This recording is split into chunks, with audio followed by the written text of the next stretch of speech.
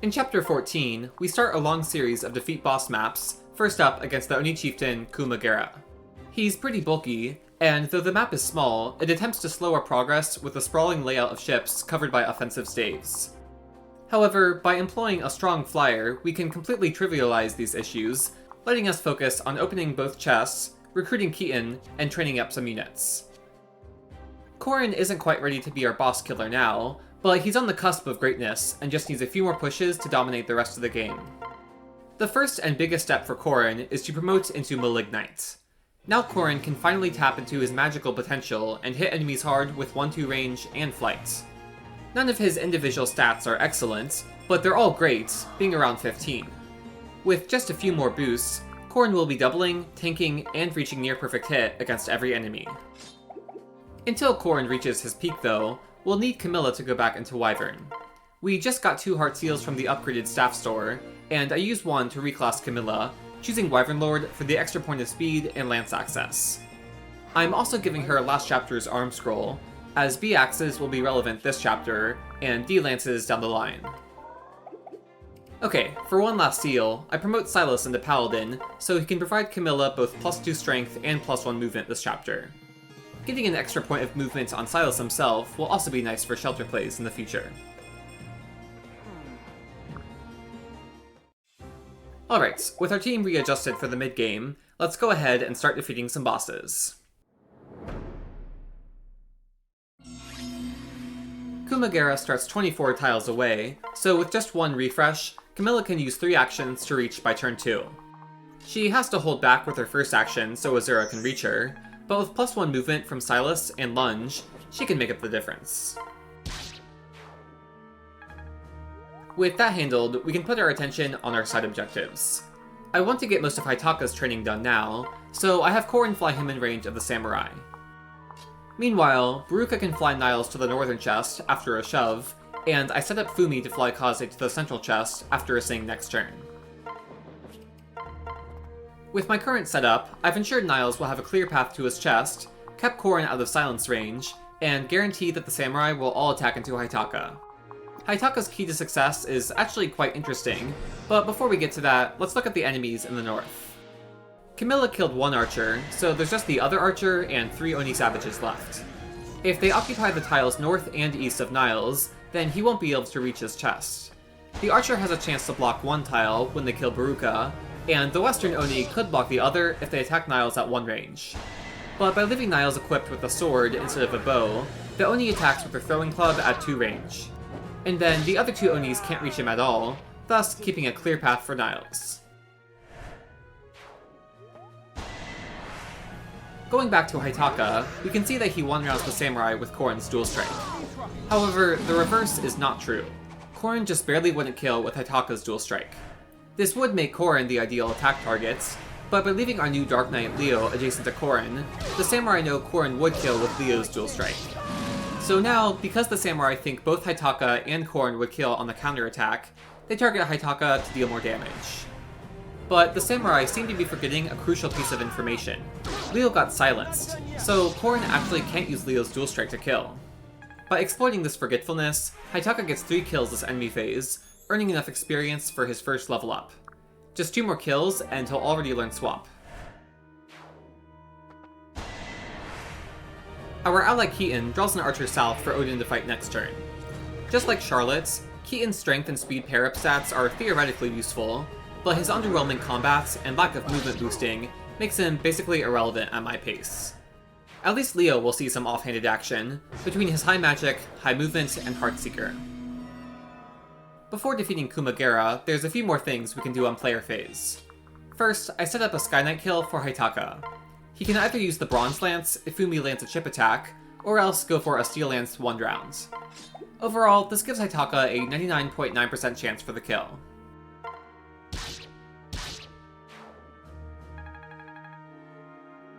Leo may be silenced, but he can still attack with his Iron Sword for a whole 5 experience. Now that Corrin's done in the north, he can fly to his boyfriend in the south, who can then take Corrin to recruit Keaton and get their final support point needed for their A supports. Like in Chapter 12, I can get this point in just 1 round of combat by having 1 attack using the other's dual strike. Keaton helps this happen, with some transferring letting Corrin be unpaired and attack next to Odin. Alright, now Keaton gets to watch Corrin and Odin have a celebratory makeout session, while our remaining units open the chests. Leo transferred Kaze to Azura turn 1, so she can transfer Kaze to Fumi before singing, so Fumi can then ferry Kaze to his chest, earning 10,000 gold. Then, Baruka can pair into Niles, letting him reach his chest for a Seraph robe. Like all other stat boosters, that'll be going right to Corrin. Finally, Camilla lunges the archer south of Kumagera. The tile to his west is impassable, and she needs to attack at one range, but thankfully that can wait until enemy phase. Don't worry, Odin. Corrin will come right back for you.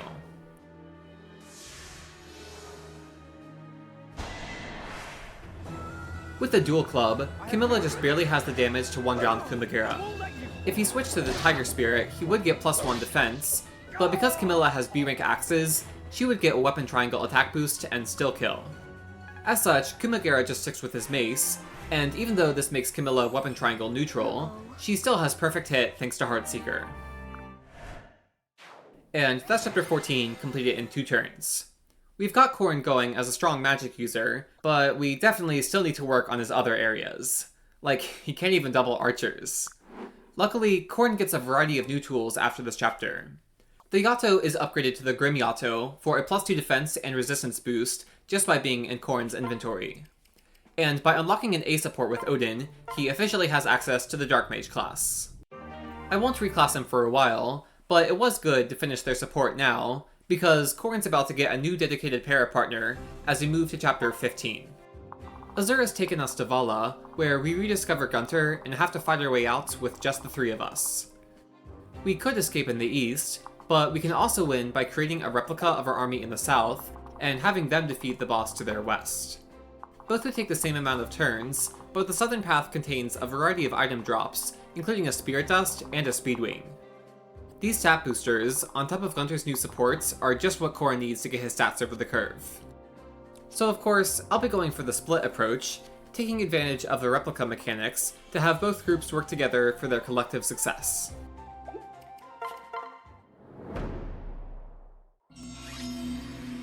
First, Corrin triggers the Dragon Vein to create the replicas. They share stats, damage taken, and inventories with their original units, but they don't actually count as the named character. So Azura's replica won't be able to sing, and Corrin's replica won't benefit from Gunter's personal skill. However, Gunter can still start providing Corrin critical pair-up stats, especially after a reclass. He could provide magic and flight as a Malignite, but Corrin already has those aspects covered. So I use our last new Heart Seal to reclass Gunter into Bow Knight. This provides +3 speed, +3 skill, and +1 movement, and once we can actually make use of Forceful Partner for +3 damage dealt and +15 hits, Gunter will give Corrin the full set of boosts he needs to reliably one-round everything. The +1 movement gets to shine right away, letting Corrin's replica move past the Southern Rebel and stay on track to reach the boss in 3 turns. The +3 speed lets Corrin's replica double the fighters and lancers, and the +3 skill takes Corrin up to near perfect hit against the ninjas. Such a small hit boost may not seem important, but as I discussed before, needing to land several attacks, even in the 90s, can lead to a noticeable expected turn count loss. So, you can imagine how impactful Forceful Partner's +15 hit is going to be, letting Corrin fight through terrain and weapon triangle disadvantage.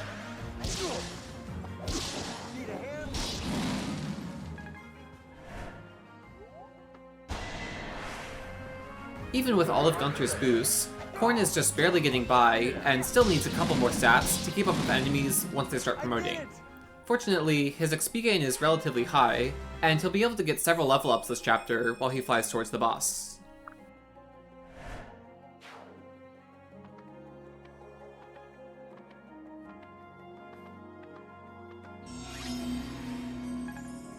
Since the North has no victory condition to achieve, I can dedicate Corrin and Gunter to setting up kills for Azura. I want her to reach level 10 by the late game, and while she won't get there with singing alone, a few stray kills at this point in the game will give her a huge head start. By using bronze weapons, I make sure no one steals a kill from Azura, and I'm attacking in such a way that Azura can use Corrin's dual strike to kill to get him more weapon rank. Corrin's replica dodged an attack last turn, but both he and his original self can use a vulnerary this turn to reach full HP.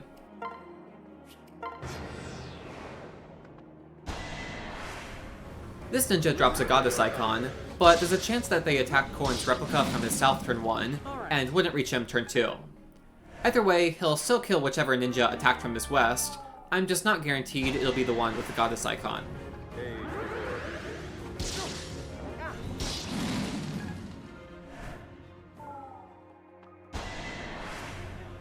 Normally I'm okay with Azura dying, but I actually had to give Azura a defense tonic so she could survive and kill this weak villager. The 58 experience is clearly worth it though. Corrin reaching 1 rounds thanks to Gunter has been useful in so many ways. It's kept generic enemies from blocking his path to the boss, he'll get multiple level ups from the kills, and he can grab the Spirit Dust within the 1 turn he's in the center of the map. He's actually not going to be a boss killer for the next several chapters, since Magic just doesn't have a great matchup against them. But killing a bunch of generic enemies will continue to be great for clearing paths and Corrin self-improvements. Then, once we get to chapter 20, he'll just also have the best matchup against bosses. You're lucky I'm here.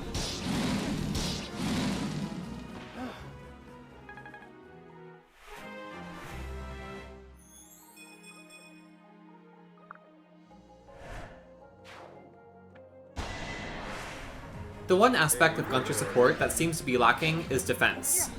However, we can still say that Gunter is boosting Corrin's survivability, with Guard Gauge blocking every 2 or 3 attacks. Because of this, Corrin is guaranteed to have enough HP to fight the boss next turn. Corrin needs to immediately use the Spirit Dust to 2-shot the boss. The replica needs to use their player phase action to attack, but the original Corrin can use his action to consume the Spirit Dust, and the stat boost will still translate to his replica.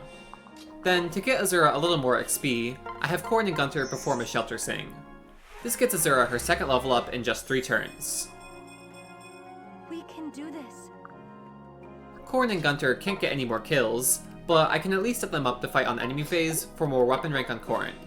Gunter doesn't have 1-2 range, but the terrain and Corrin will force the ninjas to attack into his bow at 2 range. With the Spirit Dust, Corrin can now 2-shot the boss. He doesn't double, but 1 attack on player phase and another on enemy phase will suffice. On top of its pair-up stats, Bow Knight also gives Gunter great tools for accurate chip damage at multiple ranges.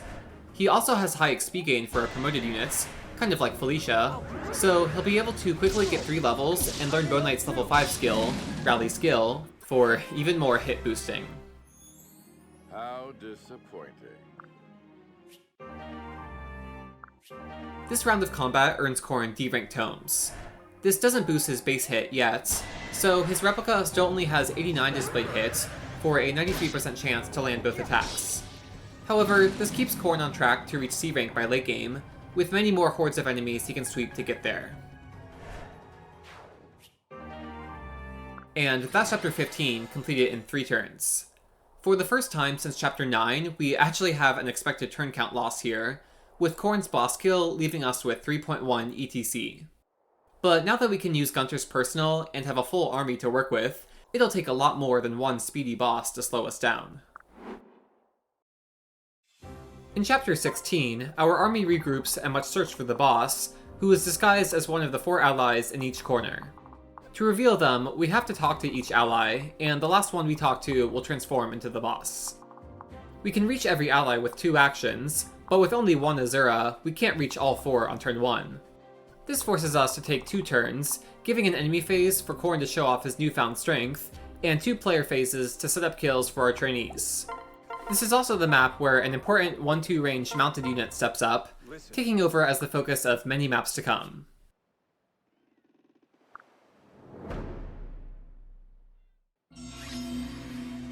First, Corrin approaches the northwestern ally, set up to sweep every fighter and dark mage enemy in the area. He uses his player phase action to defeat the berserker, so even if every other enemy lands their attack, Corrin will still survive.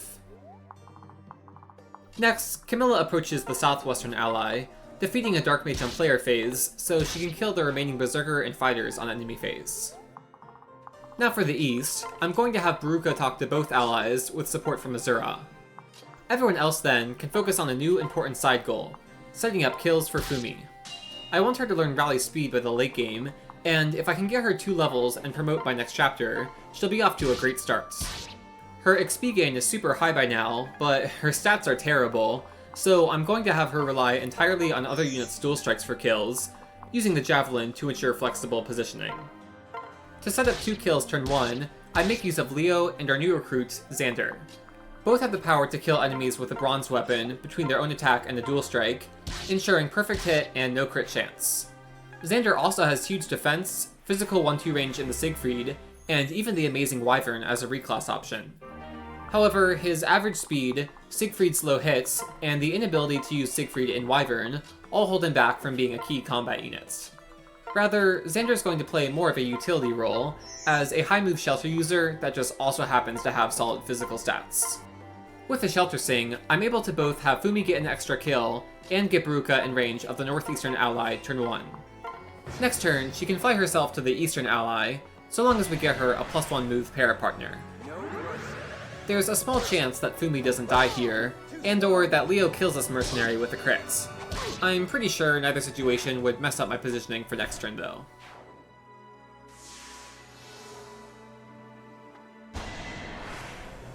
After all his recent boosting, Corrin is way overkill on unpromoted enemies now. But he did need Gunter's speed to double the Berserker, and the extra damage will be needed for the Sorcerer. Camilla is also way overkill here, but as we saw with Kumagera, her boss skills can be pretty close. She already needs a couple more points of speed right after this chapter, which she can get from her next level up and DC support with Niles. This enemy phase helps her get both. Can't let you do that. Aw.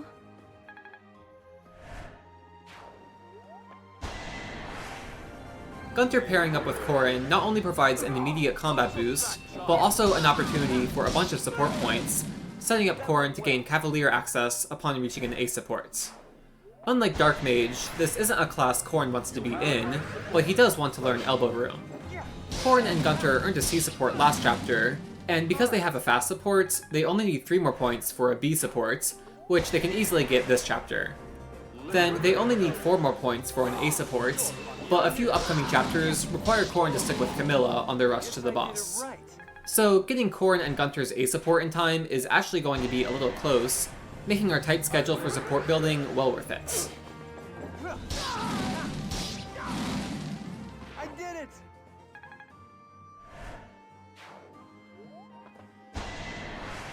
Now that Fumi's gone, the real combat units get the flex a bit.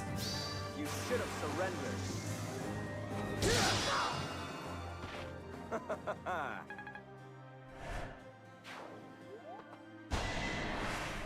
Odin draws this mercenary away from Baruka, and sets up the kill for someone else next turn.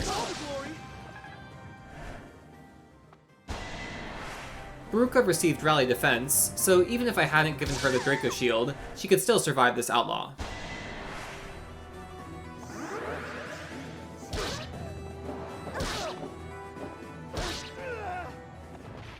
Poor thing.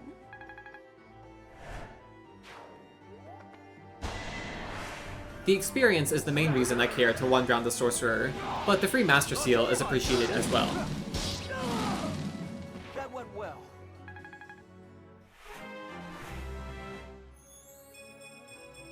You'll be all right.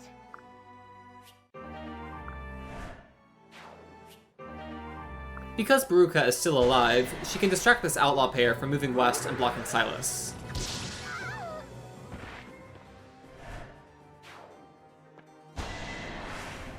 It's okay if Leo crits here. He's just going to finish the kill next turn, and Fumi can kill someone else.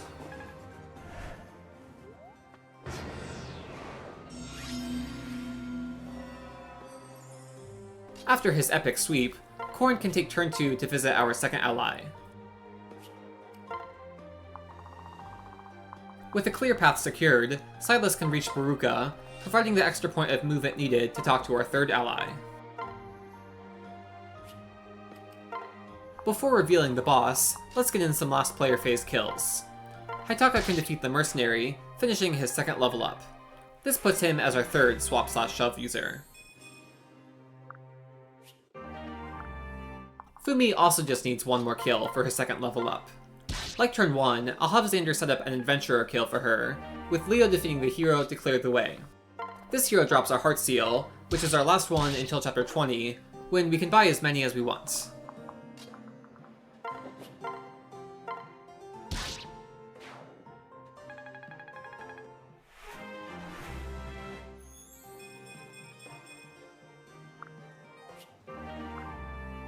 We managed to complete all our goals without Azura this turn, so we might as well use her action to get a kill. Perry can shelter Xander, so Odin can transfer and switch with him to defeat one of the paired outlaws. This leaves Xander 2 tiles away from an unpaired outlaw, letting Azura use his dual strike to 1 round. That's another full level up from Azura in just 2 turns. Lastly, Camilla talks to the 4th ally, revealing them as the adventurer Shura. She has just enough strength and speed to 1 round with the Bronze Axe, so with Heartseeker, she reaches perfect hit even through Underdog. And with Guard Gauge, she doesn't have to worry about facing an effective counterattack.